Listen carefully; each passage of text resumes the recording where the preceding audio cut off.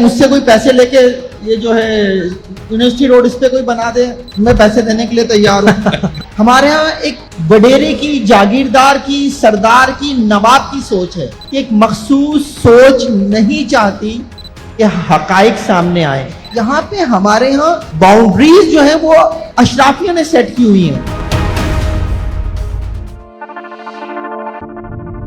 دھرندر جو فلم بنائی گئی، سب دوستوں نے اس پہ بات کی کہ وہ ایک ایجنڈا مووی تھی، اس کے ذریعے جو کوششیں کی گئیں اس میں کوئی ایک ان کا ایجنڈا نہیں تھا۔ کہیں انہوں نے پیپلز پارٹی کو اس میں کور کرنے کی کوشش کی، بلاول کو انہوں نے اس طرح سے کرنے کی کوشش کی کہ اگر بلاول فیوچر میں وزیر اعظم بننے کی جیسے باتیں ہیں تو کہیں سے اس کو گندا کر سکیں کہ اس کے کرمنل سے تعلقات ہیں۔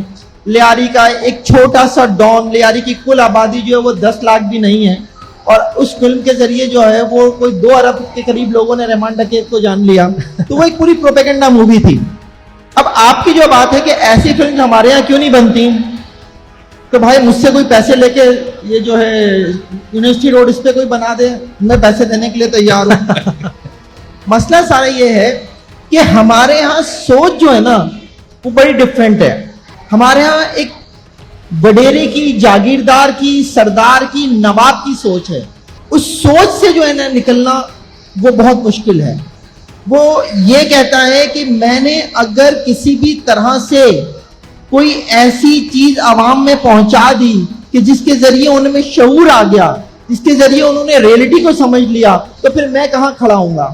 سردار شاہ صاحب سندھ کے وزیر تعلیم ہیں، پڑھے لکھے آدمی ہیں۔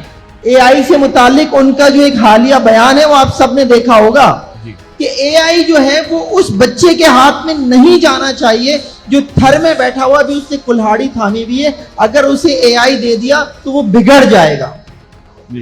جب یہ سوچ ہو نا تو پھر آپ کا جو یہ سوال ہے اس کا جواب ہی صرف یہی ہے کہ ایک مخصوص سوچ نہیں چاہتی کہ حقائق سامنے آئے۔ کوئی بنائے نہ جا کے فلم جو ہے وہ جو رانی پور کا جو سردار تھا جس نے وہاں پہ پوری ایک فیملی کو، بچی کو اپنے محل میں رکھا ہوا تھا، بنا سکتے ہیں آپ یہاں پر فلم؟ آپ یہاں پر بنا سکتے ہیں اس لڑکی کے اوپر جس کو جو ایک بیوروکریٹ کی بیٹی تھی اور جس کو جو ہے مقدم کو جس کا طرح سے مارا تھا اس کے شوہر نے، آپ بنا کے دکھا دیں فلم۔